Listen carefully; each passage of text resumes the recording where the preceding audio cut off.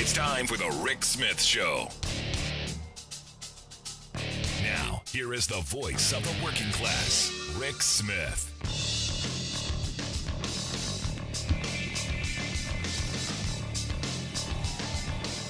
And welcome, brothers, sisters, working class heroes.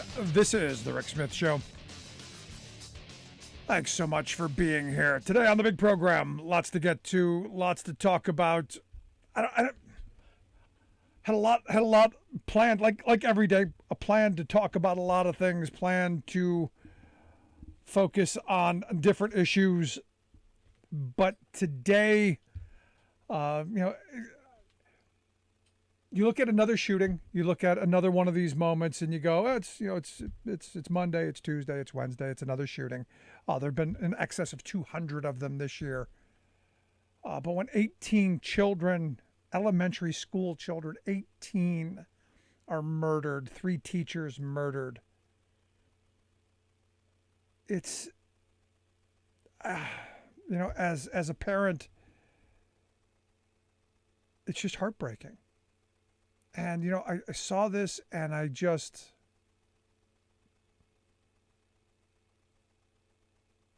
words fail me.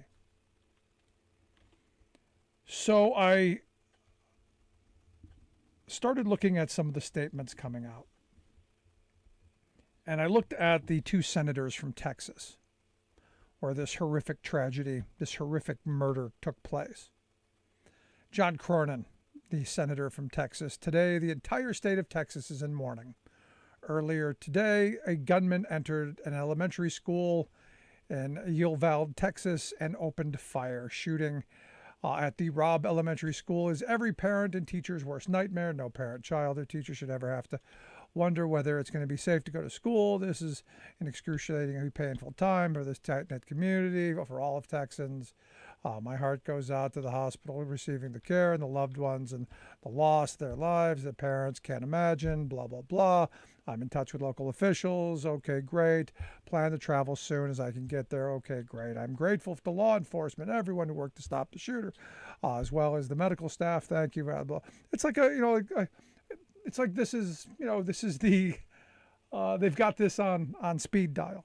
This is the carbon copy of the last 199, 200s. I join my fellow Texans in lifting up the entire Uvalde community in this unimaginable tragedy. It's like, it's like the carbon copy of the last several. Ted Cruz. Heidi and I are fervently lifting up in prayer the children and the families in this horrific shooting. We are in close contact with local officials, but the precise details are still unfolding. Thank you to the heroic law enforcement and first responders for acting so swiftly. Still, hope, thoughts, and prayers. Not going to do anything. Oh no, not going to do anything. Greg Abbott. Texans are grieving for the victims of this senseless crime and for the community. Cecilia and I mourn this horrific loss and urge all Texans to come together. He's taken action, bold action. He's instructed the Texas Department of Public Safety and the Texas Rangers to work with local law enforcement to fully investigate this crime. The shooter's dead. What are you going to investigate? Ken Paxton from Texas says, we can't stop bad people from doing bad things, but we can potentially arm and prepare and train teachers and other administrators to respond quickly, and that's the best answer in his view. More guns, that's the right answer. Yeah, that's it. We've got 400 million guns in this country. Got more guns than we got people. Guns not the problem? No. We go through this song and dance every time. Democratic Senator Chris Murphy took to the Senate floor. Emotional speech. Tear-jerker speech. What are we doing? Just days after a shooter walked into a grocery store to gun down African-American patrons, we have another Sandy Hook on our hands. Our kids are living in fear every single time they set foot in the classroom because they think they're going to be next. What are we doing? He says, this isn't inevitable. This isn't inevitable. These kids weren't unlucky. This only happens in this country and nowhere else. Nowhere else do little kids go to school thinking that they might be shot that day. And this is the point. And this is where I come. This is where I come in this moment. It's not inevitable. He's absolutely right. This doesn't happen in other countries around the world. You don't see this in Germany. You don't see daily occurrences of mass shooters. And look, I don't know much about this shooter. I don't care what his name is. Not going to speak his name. His name will not leave my lips. He's a monster. Don't care. I don't want to talk about mental illness because I don't necessarily think mental illness is any greater here than it is anywhere else. But I do know that if you do have people who have mental illness, and I do know that if you have a media culture that riles people up, that shoves outrage candy down their throats at every opportunity, that riles them up and points them in a direction and then says, here, have a gun, have a weapon, bad things are going to happen. 18 children, 3 teachers are dead. Do I care why he did it? No. Do I care how an 18-year-old got these weapons of death? Yeah. Are we gonna investigate that? No. No, that's not what we're going to investigate. We're going to focus on the 18-year-old. We're going to find a flaw. We're going to find some kind of rationale. No, he must have been crazy. When the reality is bullets killed these kids. Bullets came out of guns. And we go through this song and dance every time this happens, where the gun fanatics, the fetishists, it's not the guns. Guns don't kill people. People do. But the guns make it a lot easier. And we have legislators who continue to do what they do. And I look at the person who represents the district where this school is, Republican Representative Tony Gonzalez, who tweeted out in the most religious of ways, in the most God-fearing, proselytizing, Christian, preachy kind of way. He tweeted out, Jesus said, let the little children come to me, and do not hinder them, for the kingdom of heaven belongs to such of these. Let's pray together. Almost some kind of weird little calling, actually. Like it's almost natural. Yes, let the children that have just been executed for going to school come. Yes, this was preordained some weird little way. We made sure that they were born solely so they could be clay pigeons for some screwed up gun nut. Because we care about the fetuses, but somehow we're not going to do anything to protect them while they're alive. And I say this because Gonzalez, while tweeting out his weird little religion back in March of 2021, he was proud as punch, man. He tweeted out, I voted no on 2 gun control measures in the House today, and I am a proud supporter of the Second Amendment and will do everything I can to oppose gun grabs from the far left. Here's the thing, nobody's grabbing anyone's guns. But there's got to be some sanity. There's got to be some bit of rationale. The Republican Party used to be, some bit of sanity. There used to be something there. There used to be something about responsibility and accountability. It's not there anymore. The gun people that the NRA people I used to know, they were about responsibility and accountability. They understood the awesomeness of that right, that Second Amendment right.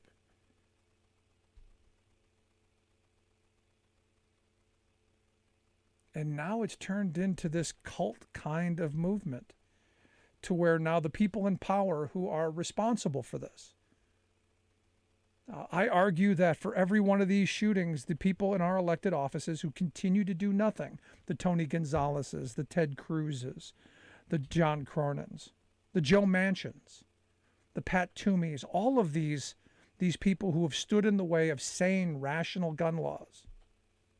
These are the murderers. They're the co-murderers.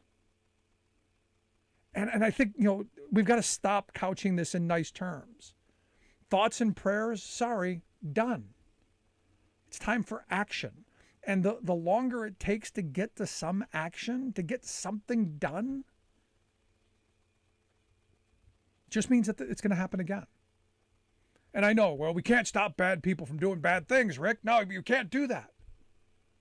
Again, the founding fathers never, when they wrote the Second Amendment, never imagined that you could have the weapons that we have today. Could have never imagined it. Could have never imagined we could have the efficient killing machines that we have today in the palms of our hands. Could have never imagined it. If they could have, do you think they would have said, yeah, we want every Tom, Dick, and Harry to have one? We want every person to have something that can wipe out 18 children and 3 teachers on any given morning. Do you think that's what the vision was? Absolutely not. And we've got elected leaders because of the moneyed interests. And this is where, in having conversations with rational people, everyone I know believes in gun control. Everybody I know. It's just a matter of where you draw the line.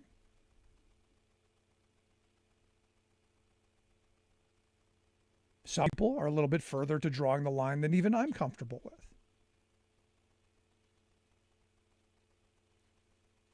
But we can't seem to have any bit of discussion or debate in this country because the gun lobby and the fetishists of the NRA have got such a firm control and firm grip on policy that our children are the ones being sacrificed.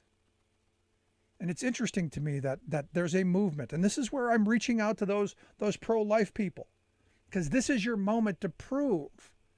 This is that moment to prove that you live up to what you preach. If you care about the fetus, you care about that child being born, how about caring about their lives? Instead of just saying, hey, we care about them until they get popped out, and then, hey, well, we just created little clay pigeons for the next gun fetishist to go pick off in the next elementary school. Because there's going to be a next one. And a next one.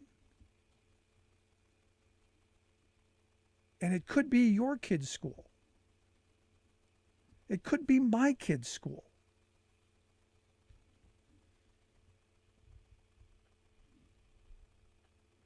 And I blame those people in power. I blame those elected officials who have done nothing but give us rhetoric, but give us thoughts and prayers and throw Bible verses at us. Action. Do something.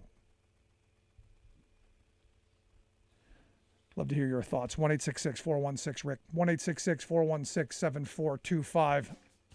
Also, you can email me, rick@thericksmithshow.com. Or is it hopeless? Is this just the America that we live in? If you want to feel safe, go somewhere else. We're a gun country, damn it. Learn how to run fast. Is that the motto?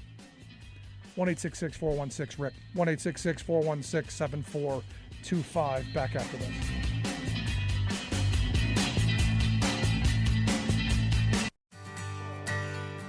From the steel mills of Pennsylvania, to the auto factories of Michigan, to the modern makers movement, manufacturing makes our nation great.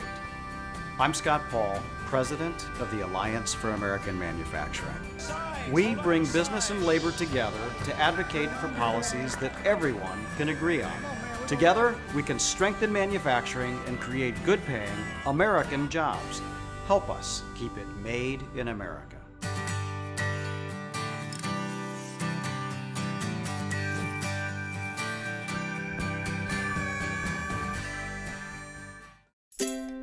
Over 70 years of experience in heart and aviation, the members of the Association of Flight Attendants know the realities of the aircraft cabin better than anyone. We don't just serve drinks, we save lives. We don't just negotiate contracts, we move major policy issues like the smoking ban, no knives on planes, clean water, and safe food on board. The air we breathe matters, and we stop the spraying of poisonous pesticides. Training, rest, and no calls on planes matter as we fight fires, de-escalate conflict, revive, and breathe life. We safely usher passengers to the big business deal, the family vacation, the times of celebration, times of grief, and times of battle. We are aviation's first responders, and we are the last line of defense in aviation security. We are the first impression and the smile of aviation, connecting the people of our nations. Fly with us, partner with us, make progress with us. The Association of Flight Attendants. Stronger together, better together.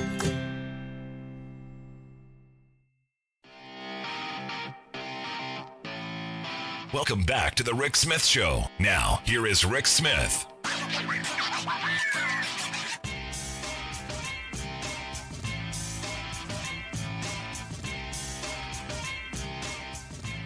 At some point, maybe there'll be some sanity. I'm just frustrated. 1-866-416-RICK, 1-866-416-7425. Let's get Alice on line one. Hey, Alice, what's on your mind? Well, I only have this to say. I wonder how long the thoughts and prayers would exist without any action if it were say a religious school that got shot up, or maybe the state legislature or something equally amusing, or even for that matter, how about when they have their little Republican hideaway where they go and strategize? Well, what's interesting is the NRA is having their convention in Houston this weekend. I know, isn't that something? My dad was a lifelong member of the NRA until the 80s, and then my dad actually stopped being a member. He said they were going crazy, and boy, was he right. Yeah, right around the time George H.W. Bush left the NRA, is right around the time they went. And look, I had respect for H.W. Bush. I didn't vote for him, didn't necessarily like him, but I had respect for him. But it was right around that time when the Republican Party really started going off the deep end, and you started seeing the fringe groups, the Pat Buchanans and the dog whistle take over the party. And this all coincides with it. Yeah, and it's just insane that these people have the nerve, the absolute nerve, to say, "Oh, it's Jesus's will that he got his hands on a gun and went in there and shot up a school and sent the little kids home." Pro-life, my foot. It's called, "Hey, we want to control you. Have some kids." Did you have a good evening? Thanks, Alice. Appreciate it. No, I mean, this is one of those moments where it's heartbreaking, it's angering, it's frustrating. And I think the right response in this moment is not I feel such rage in this moment. Now, look, these weren't my kids. I didn't know any of them. But these were our kids. This was our nation's children. And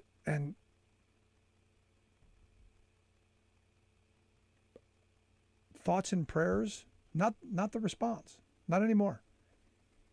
No, those days long over.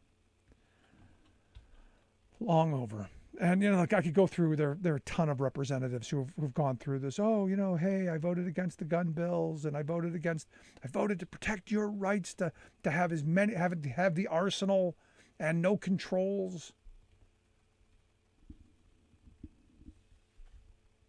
Now, will this investigation that Greg Abbott is looking for, will it find how this kid got a hold of all this stuff, how this murderer got all this stuff? Will it hold anybody accountable for this person getting a hold of this stuff if it was done illegally? Probably not, because we don't do that. Or if you're able to find out.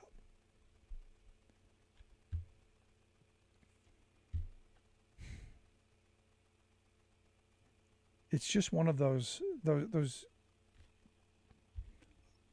There are very few days where I'm at a loss for words. Today's one of those. Today's one of those days where it's just the anger and the rage of this moment. Because our political system is so broken.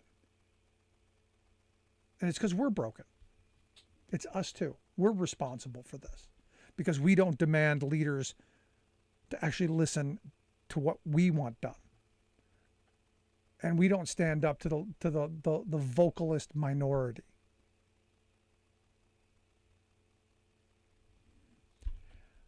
Anyway, I'm watching a clip over at the F channel, and I've never been a fan of this Jesse Waters. I don't think he's particularly interesting or good. Bill O'Reilly was at least somewhat good at his job, somewhat entertaining, and able to watch. This he's just not. It looks like he's reading everything poorly, even when he's trying to be off the cuff. And I was watching this segment with him and this woman who was really very good. I can't pronounce her name. Some opinion editor over at the Newsweek. She was railing about, about how American journalists are part of the elite. They're rich. This is a woman who's a millionaire. She's loaded, and she's railing on journalists. Now she's the editor. Again, there's the hierarchy. The journalist, sends stuff to her. She's the editor. She's like above them, but she's railing on them how they're rich and how they're part of the elite and how they don't understand what the poor working class. And they're going on this whole really great performative journey on standing up for working class values, and it was kind of amazing.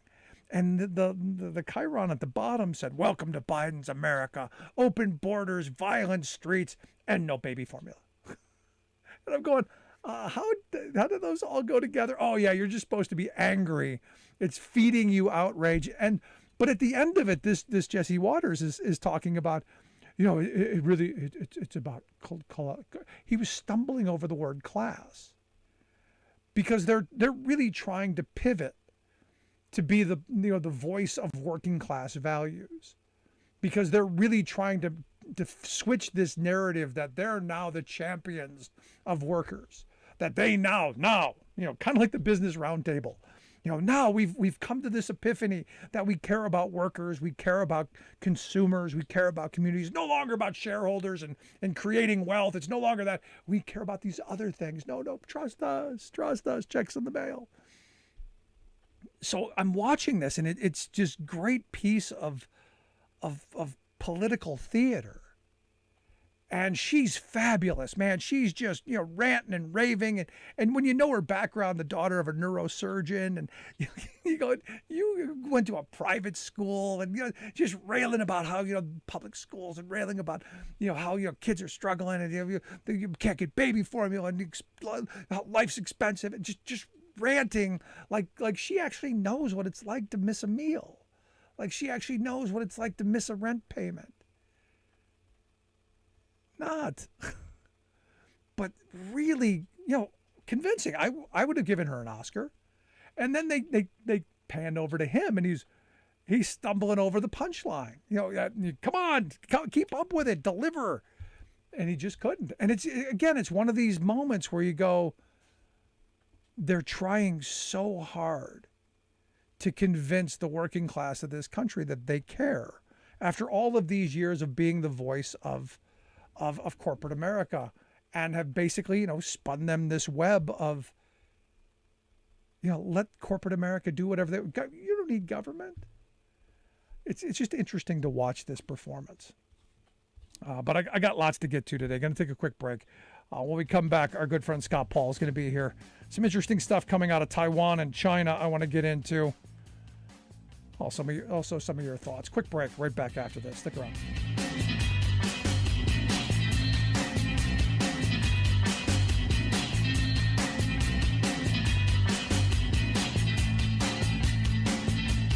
I'm Rick Smith. and this is Labor History in 2. On this day in labor history, the year was 1959. That was the day Operation Humanity marched in support of New York City hospital workers fighting for union recognition and bargaining rights at area voluntary hospitals. Workers organizing with Local 1199 had been on strike since May 8th and called on the public to support them in their efforts. They pointed out that the 30,000 overwhelmingly black and Latino workers were fighting against economic exploitation and discrimination. Striking workers condemned their paltry wages, which averaged $21 less a week than workers at city hospitals. They added they had no job security or benefits and were not even eligible for unemployment. The Central Labor Council, the NAACP, and area civil rights activists all supported the march. In their book, Upheaval in the Quiet Zone, Leon Fink and Brian Greenberg note that a union largely led by Jews had squared off against hospitals directed by the scions of the city's Jewish community, to the degree that it was a family affair. The 1959 fight thus took on the bitterness of a civil war.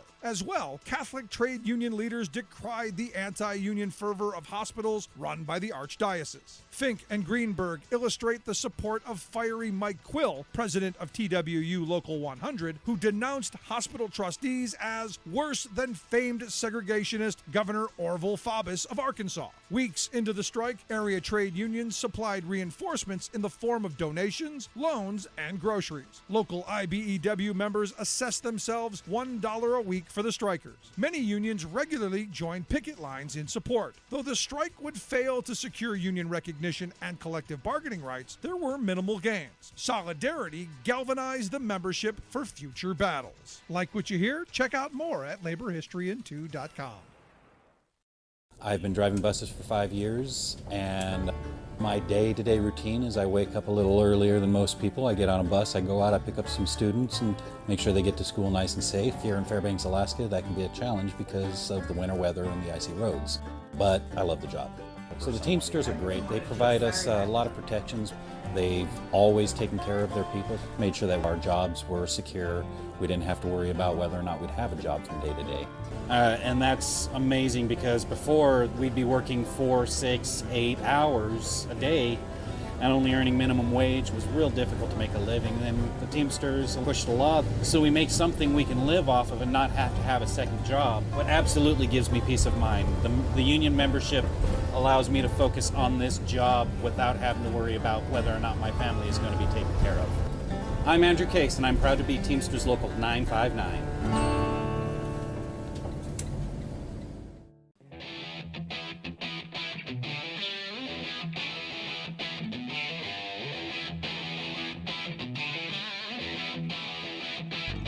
Welcome back to the Rick Smith Show. Now, here is Rick Smith. You know, as we've been saying all day, you know, the show was going to take on a whole different tone.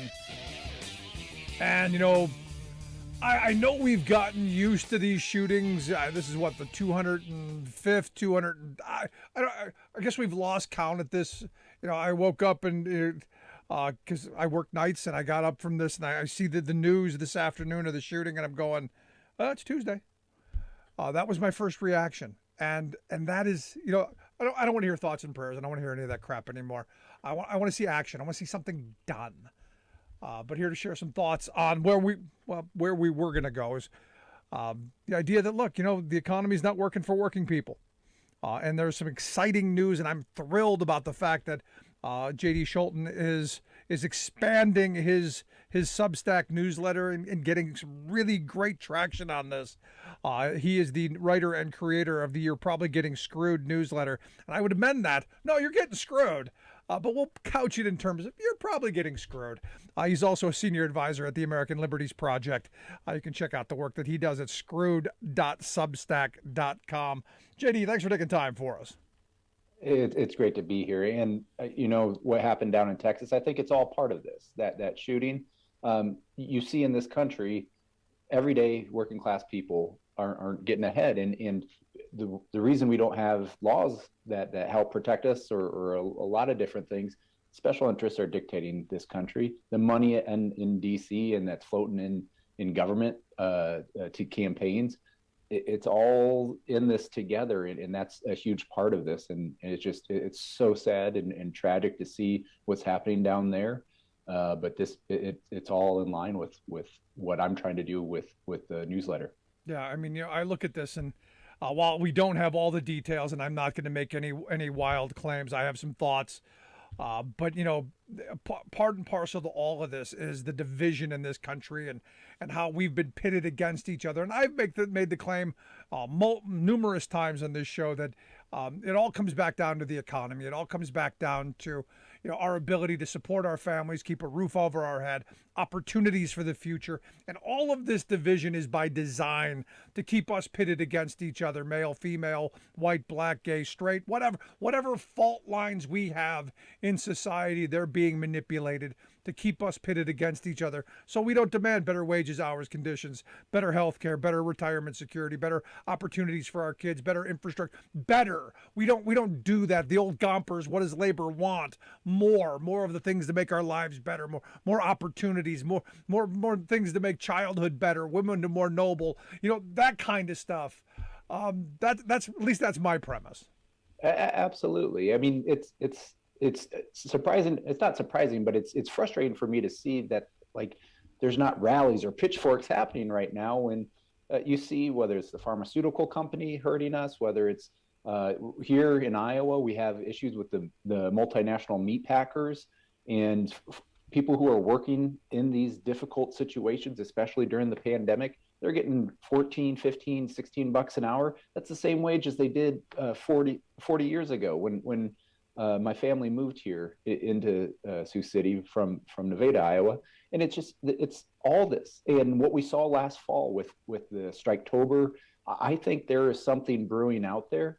And I feel, as a Democrat, Democrats aren't really connecting the dots enough. And that's a huge part of what I'm trying to do. But it's trying to get the message out there, but it's also really trying to put a spotlight on a lot of these issues that aren't the clickbait stuff that tends to get the national headlines or stuff like that. And at the end of the day, I'm just trying to lift up my neighbor and my communities just the best I can and really highlight stories.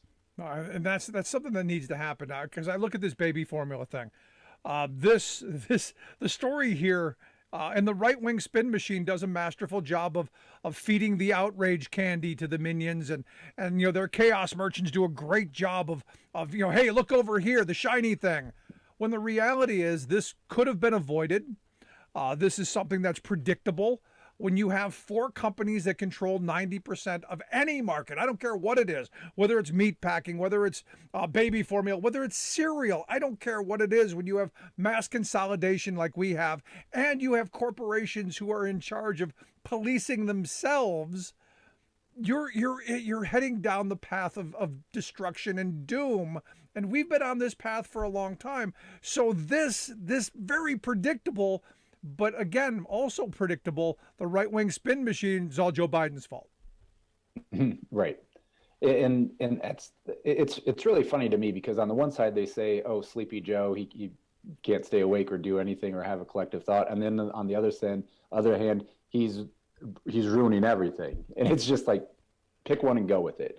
But I mean, for me, it's more than just like we're seeing this time and time again. Doesn't matter if you're a Democrat or a Republican who's in office. What we're seeing is a failure of working class people trying to get ahead. And like this baby formula stuff is a prime example of what's, I think, a much broader thing happening in this country. Like again, going back to pharmaceutical industries, this is the same thing that can easily happen because we're so concentrated. We haven't enforced our antitrust laws. And I think that's the point that I really wanted to make with the video that we launched with the newsletter today, was that there's a lot of complex things that go into this. But the 2 points that I really wanted to make was there was a time in America that we enforced our antitrust laws and corporate stock buybacks were illegal. And this would not have happened. The baby formula shortage would not have happened at that time. Right.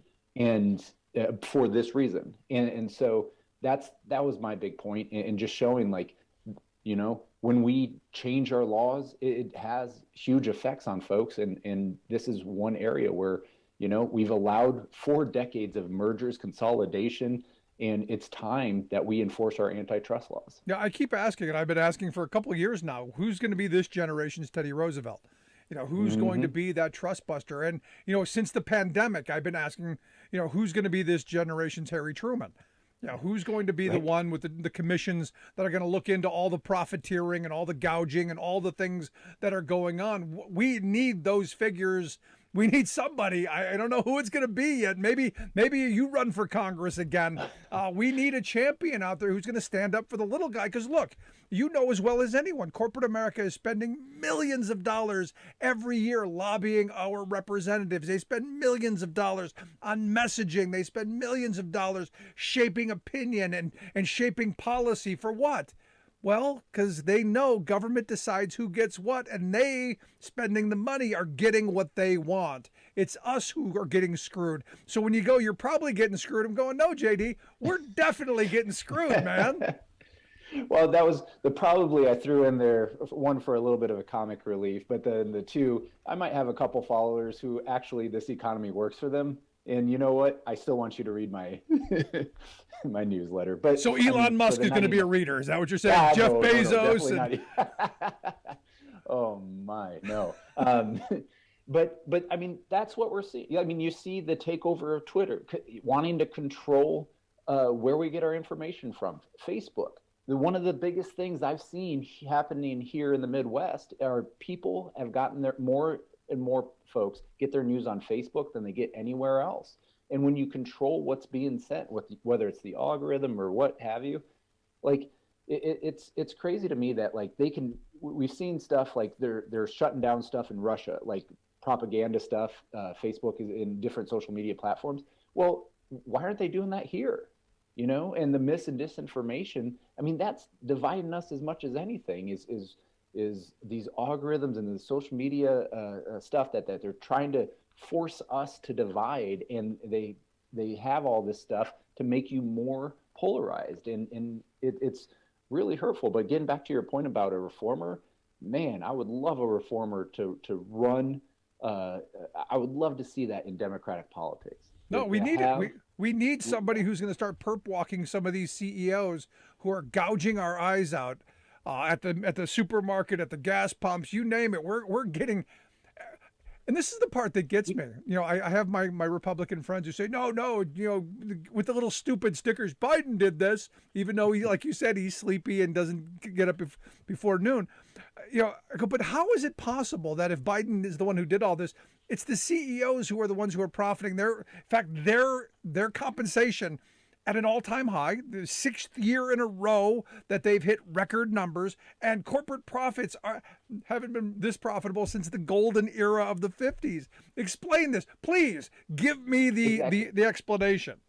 And then you have the umbrella of inflation to say, oh no, we have to raise prices because of inflation. It doesn't add up, and the math isn't adding up. You know, we had a nurses rally here recently. I think they had them nationwide a week or two ago to support our local nurses.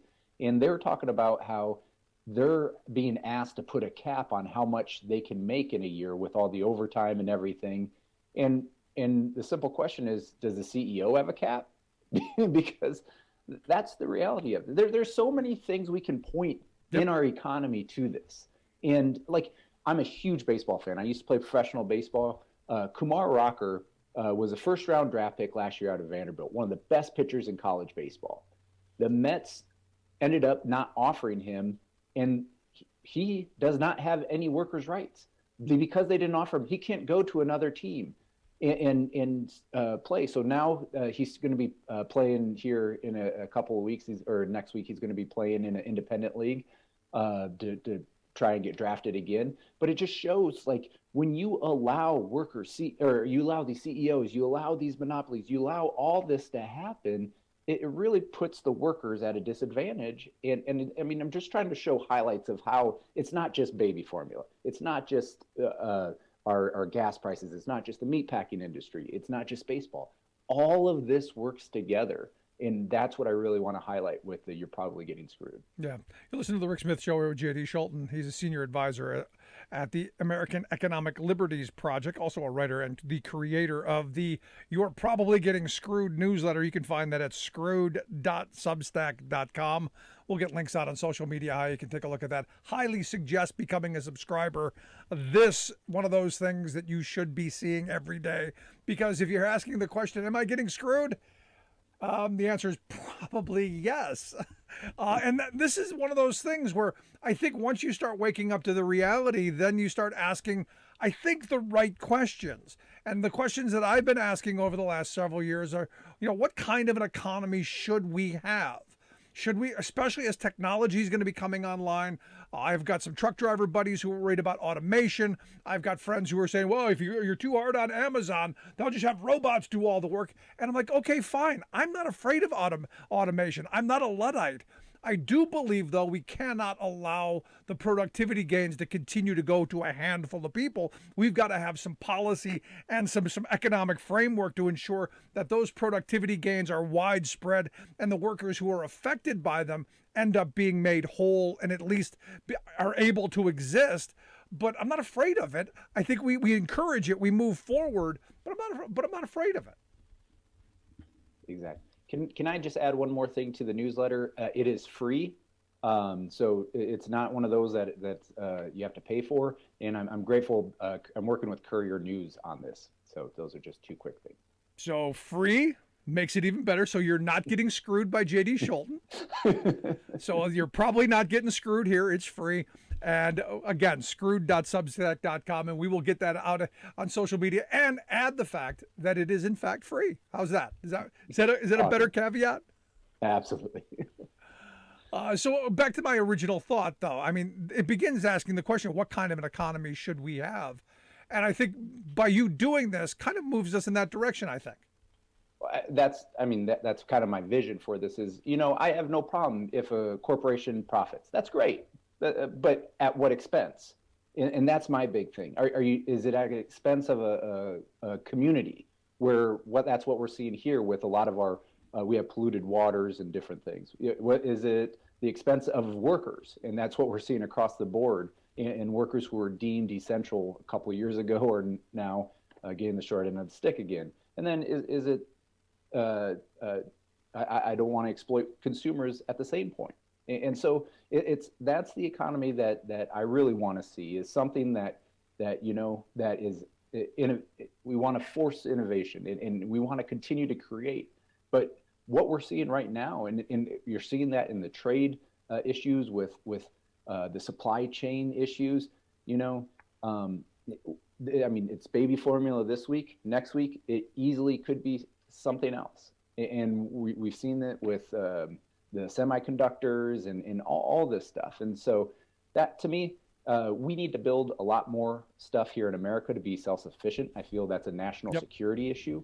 And then we also have to figure out a way that our trade deals include labor in a lot of this and include environmental issues as well. No, you're so right. And when you talk about profit, look, I'm not against companies making a profit. In fact, I want them to make a profit.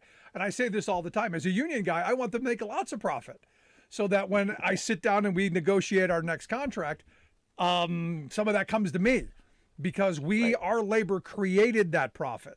And this is where having an organized workplace, workers who have a collective bargaining agreement, every couple of years you sit down and go, hey, this is what we did over the last few years. This is what we've created. We want some of it. And I think that's a functional system. And it's something why I'm so thrilled to see so many more people, especially young people, standing up in this moment, organizing. Because I look at a company like Starbucks, wildly profitable. You got a guy who's the head of it, a billionaire. I'm going, how did you get to be a billionaire? Oh, that's right. By cheating all those workers out of wages, healthcare, retirement security, all that other stuff. Yeah, I think I saw a thing recently. Well, I know I saw it, but I can't remember exactly what it said. But I think it said every 3 days during the pandemic, there was a new billionaire. And to me, I immediately think of my communities around here and in Iowa. There's not one community that doesn't have a GoFundMe, a pancake breakfast to support, or a donation box at a gas station to help pay for somebody's medical costs. You know, what are we as a nation when we are the wealthiest country in the world, but yet the majority of us struggle to pay for our medical expenses? You know, those are the types of things that as a nation we need to improve upon and be leaders, and we're far behind. Wow, you were so wrong on the every 3 days. Oh, what was it? Every 30 hours. 30 out. I knew it was a 3. Every 30 hours, a billionaire was created. This is a new Oxfam report. I'm sure you saw the same one. And that they also expect more than 260 million people to be pushed into extreme poverty this year, thanks to the massive redistribution of wealth and unequal wealth that we have on this planet. And again, you know, this is what we've been talking about. This is a handful taking the majority for themselves. And, you know, there was the other study done, the Tax Justice Network came out and said, you know, thanks to the U.S. and Japan and a couple other countries, there's like $10 trillion being hoarded and stashed and offshore illegal secret accounts around the world away from being taxed and used to help poor people. Because, hey, they need it. Right. Right. Yeah. I mean, this should be the ideals of this country is not to be a country of a few. It's a country for all. And that's the democracy that I think we should strive to be. And this is where your newsletter comes in. And again, I hope folks will take a look at the free newsletter. You're probably getting Screwed newsletter. You can find that at screwed.substack.com. We'll make sure we get links out on social media how you can get that. Remember, it is free. Partnership with J.D. Schulten, who is a senior advisor over at the American Economic Liberties Project and Courier News. Again, we'll get links out on how you can do that. J.D., great work.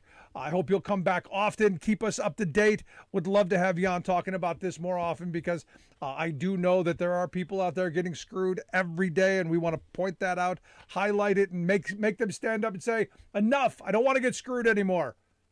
Amen. Thank you so much for having me, and you continue to spread the word as well. Good stuff. Appreciate it, JD. Thanks so much. Love to hear your thoughts. You can email me, rick@thericksmithshow.com. Tell us what you think. Tell us if you sign up for the great newsletter. I know I'm going to. Screwed.substack.com. That's where you go to get it. If you miss any of the program, make sure you grab the podcast. Never miss an episode. You can do that at thericksmithshow.com or wherever you get your podcasts. Quick break. Right back after this. The Crowd.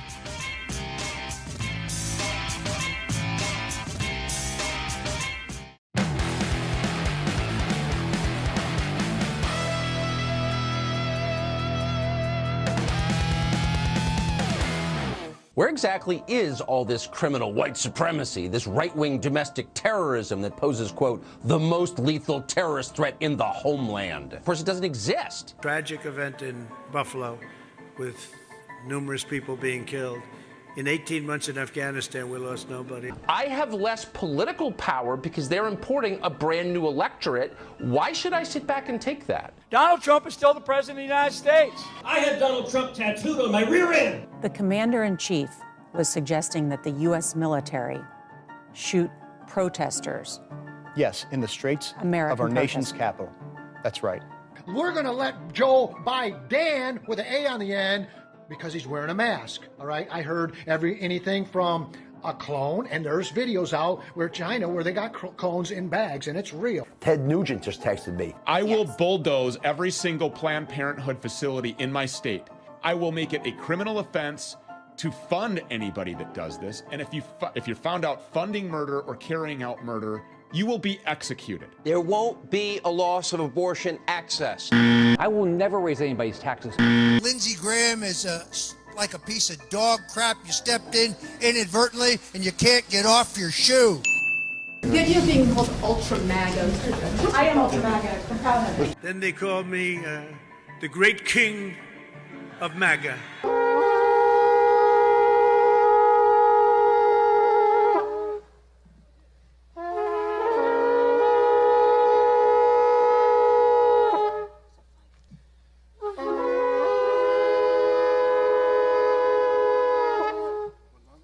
Calling all builders, all welders and roofers, engineers and electricians. Calling all brick masons and boilermakers, steel workers and steam fitters.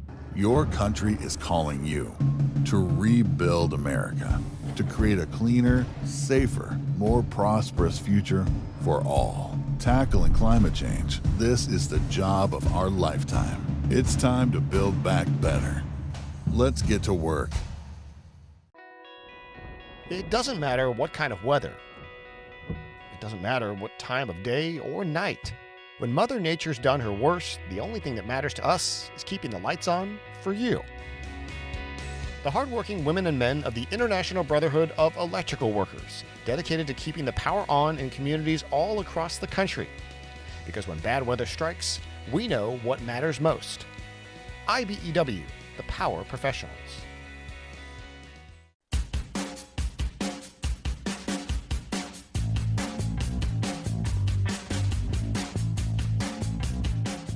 Welcome back to the Rick Smith Show. Check out the website, thericksmithshow.com. Love the You're Probably Getting Screwed newsletter. And look, this is stuff we've been talking about in the program for years. So it is great to see other people doing this kind of work and promoting this and getting people, aware of the fact that corporate America has been screwing us for years.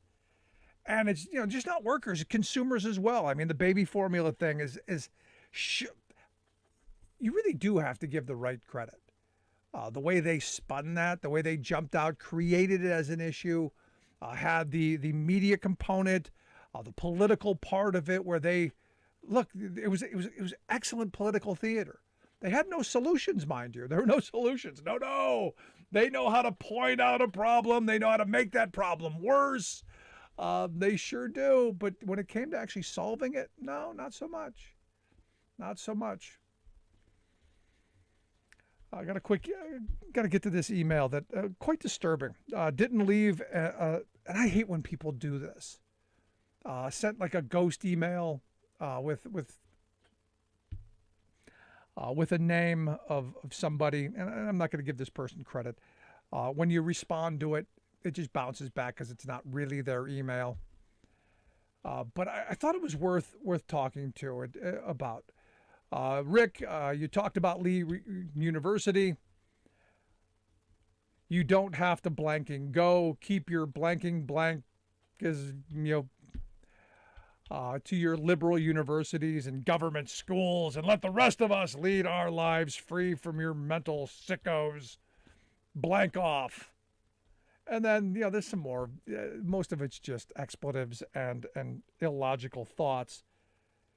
And it got me thinking that, these are the folks, these are the intelligentsia on the right. These are the folks who they want to lead the country of the future. Now, I talked about Lee University. There was a memo, a draft memo of a proposal that they wanted to enforce on their campus where, basically limiting what students can say about sexuality, what they can wear, what they can, their behaviors. They only believe in, binary. If you're a boy, you're a boy. You're a girl, you're a girl. You're going to dress like it. You're going to talk like it. And you're going to, and even online, all of that. You can't identify as anything other than what you are supposedly, or whatever our test. And I asked the question, is there going to be a test? Will they set up little things on campus where you got to go behind the curtain, especially knowing that, here, especially recently, that there's been some really creepy allegations about some weird, bizarre stuff that goes on. And here's, where I've been for a very long time. I don't really care what people do within the confines of their four walls. I don't. What consenting adults do with each other behind their walls, fine. I don't care. That's the best you're going to get from me. I don't care. And I've had some in the LGBTQ community who are like, "Oh, thank you. You're championing ours." No. It's your right to pursue your life, liberty, pursuit of happiness. Do your thing. I'm not the champion. It's not my issue. If you're in my neighborhood and someone's chasing you, my porch is a safe space. I'm here to protect, not champion. There is a difference. Your issue isn't special. but it also isn't one that should be attacked. And this is the place that I think crazy people like this guy sending email have to be shouted down, have to be pushed back against. And these religious groups who are doing this, who are bullying people because they can. This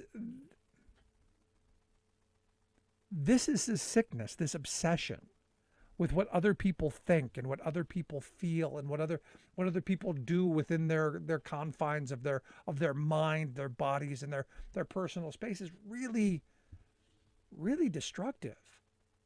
If you truly believe in the God that you claim you do, not your position to judge. You might remember that from the book. Maybe go back and read it a couple of times. And all the proselytizing, go back and read that too. Not part of your job. Go lead a decent life. Be a decent person. Stop this stuff. Just my thought. Love to hear yours. You can email me, rick@thericksmithshow.com. You miss any of the show, grab the podcast wherever you get your podcast or at thericksmithshow.com. Thanks so much for being here. We'll see you back here next time. You've been listening to The Rick Smith Show. Email Rick at rick@thericksmithshow.com.